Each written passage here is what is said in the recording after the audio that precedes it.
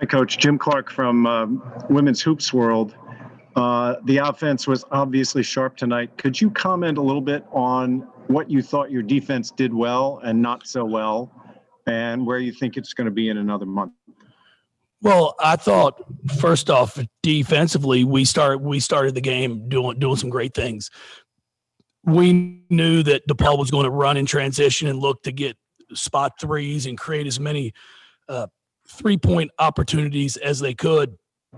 And I thought we did a great job of making them put the ball on the ground and get to the rim. I told our kids before the game, for the past 2 days, if we can make them attempt more twos than threes, I liked our chances. And we really did a nice job of that. The areas that we have to work on is we've got to stop fouling. We found the backcourt when you're 90 feet from the basket, just bonehead fouls, as I call them, senseless. And then all of a sudden it gives you your second foul, your third foul. And we've just got to do a much better job of not putting people on the free throw line. We gave them 37 free throw attempts. I thought I was going to be by myself, so I put my mask back on. And I'm worried about her. So, Coach, if I can follow up, just other than finding a way not to foul, what do you think you most are going to be working on in the next month or 6 weeks defensively? Yeah, at the defensive end of the floor, we'll continue to work on keeping the ball in front of us on direct line drives.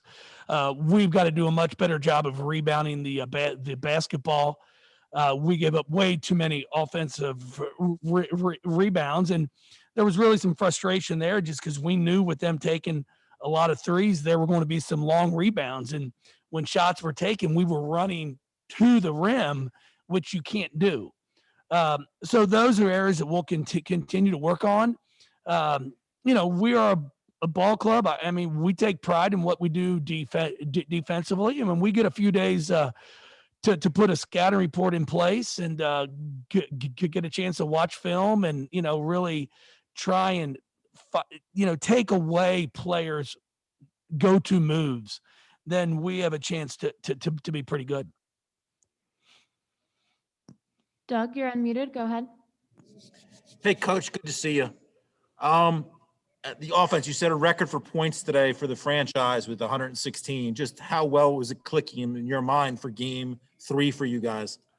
Well, you know what? I mean, the pace of the game, was something that we like. We like to get up and down the floor. We're trying to play as fast as we can.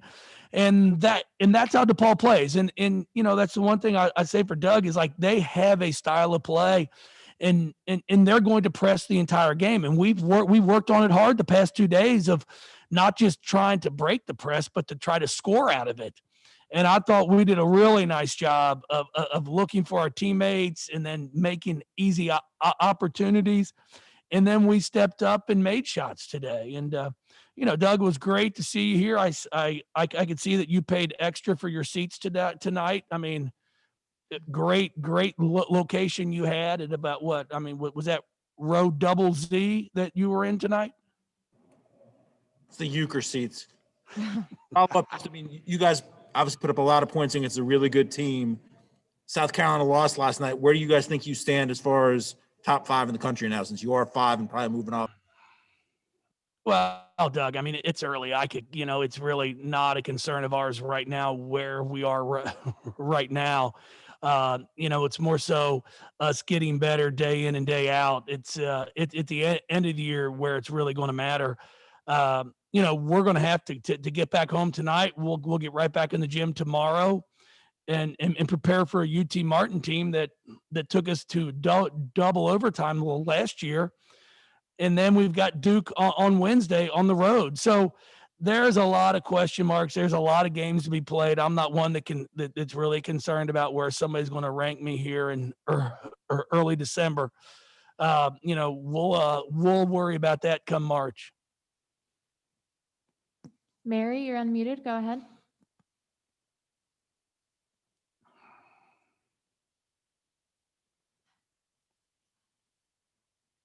Hi, Mary. Hi, Jeff. Just what an impressive night. It was a great game to watch. I just wanted to say that. That's all. Keep up the great work. Thank you. John, you're unmuted. Go ahead. Hi, Coach. Congratulations on a big win. In light of all the scheduling changes and the uncertainty, how big of a win was it for you to set the school record against a quality team like DePaul? Well, I mean, the victory in the whole night was just being able to play the game. And I've got to, give a huge shout out to Doug. I mean, DePaul and his program, when he saw that this was possibly a game that was needed, them in the Big East, I've got to give the Big East a lot of credit too for making this happen. They had to move some games, and then I know Kent State, I believe, agreed to push off a game until next year with DePaul, so they weren't over in games. So there was a lot of work that went in just to be able to play this game today. And I've told our kids, you've just got to be grateful every opportunity we get to play. You see so many games that are being canceled, that if you can't be excited when you find out, hey, the game's on, then I really don't know what to do for us. But I've got a great group that was excited to play, and I thought really played well. Thank you, Coach. Thank you. Michael, you're unmuted. Go ahead.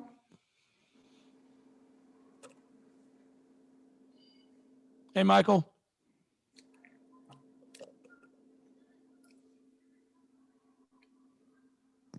Michael, are you there? We there?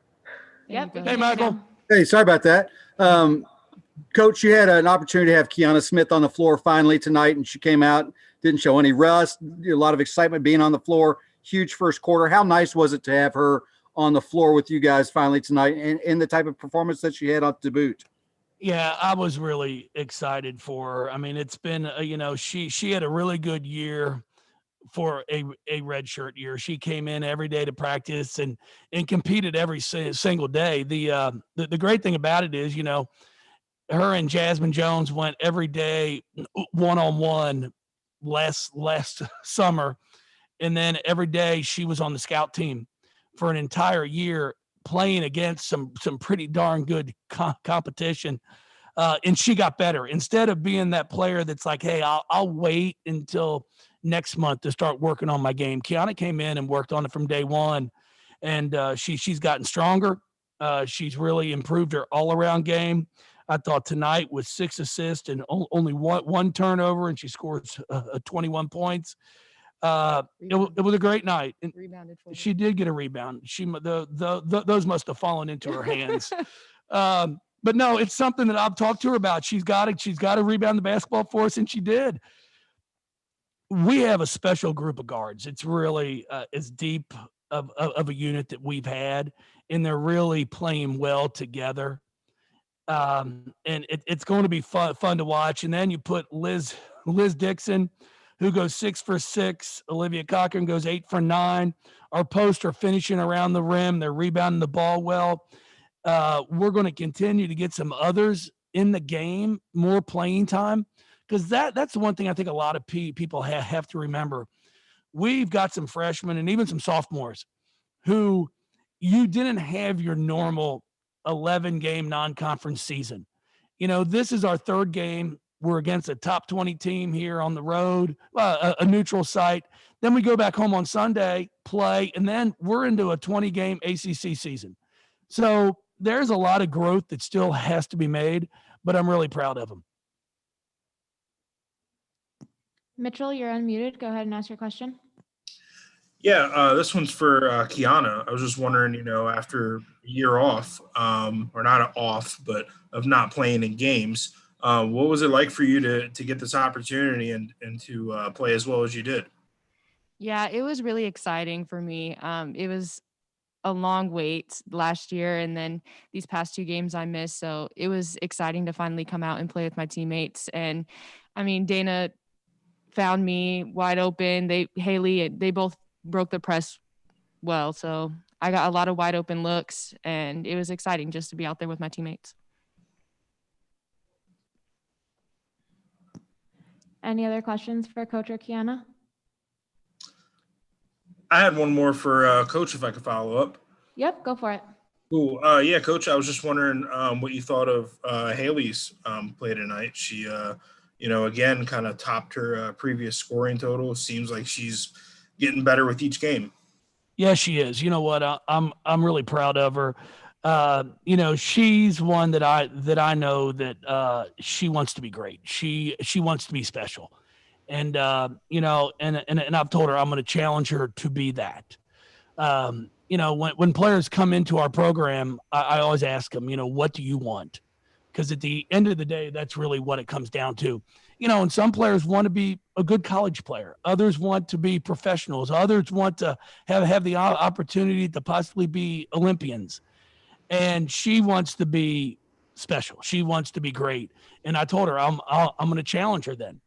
And there are some things that others might do that I might not get on, but I'm going to get on her because I know where she wants to take her game. And I just continue to challenge her every single day. I challenge her at practice. I challenge her during games, and she's responding. It's really been exciting to watch her just gel with the returners because I think she's got a great relationship with all of them. I think they also respect her because of how she works. She's very unselfish. She's a humble kid and wants what's best for our team. And I've just really been impressed with her. Michael, go ahead. It's a question for Kiana. Coach just talked about the depth of this team just a little bit. From a player's perspective, how big is that for you, or how much of an advantage is that for this team to have so much talent to be able to come off the bench and really almost not miss a beat, when the starters go to the bench? Yeah, I think that's a really big advantage just because we can constantly keep running on teams and get up and down the floor and play at the fast pace we want to play. So it's exciting that we have a deep bench, and I just love playing with my teammates. So. Okay, Doug, the last question is yours. Hey, Jeff, you guys raised $5,100 tonight for the Jimmy V Foundation. If you want to kick in that 75 for every missed three, that's probably another 1,000 or so you owe them. Just talk about how it is to raise money, and obviously in this great night for women's basketball. Well, I mean, it's a great cause. I mean, that's the one thing when you've got the Jimmy V Foundation, the KL Foundation, and I thought it was great when Doug came out and put that challenge out to me also for made 3-point shots and then for assist also. So it's just, it's not hard to write that check when it's going for such a great cause. And that's something that we have taken a lot of pride in here at Louisville. Our fans are very passionate about it. We do an outstanding job of raising money for the KL Foundation, and we'll continue to do that. And I do I throw the challenge out there to all women's basketball fans. Everybody out there. Everybody can afford $1. Put $1 in the pot and send it in to the Jimmy V Foundation or the KL Foundation, and before you know it, you've raised $1 million. And I just love to see where this could get to from last night's game and our game tonight. Thank you both. Thank you. Thank you. We'll soon be joined by DePaul head coach Doug Bruno. If you have any questions,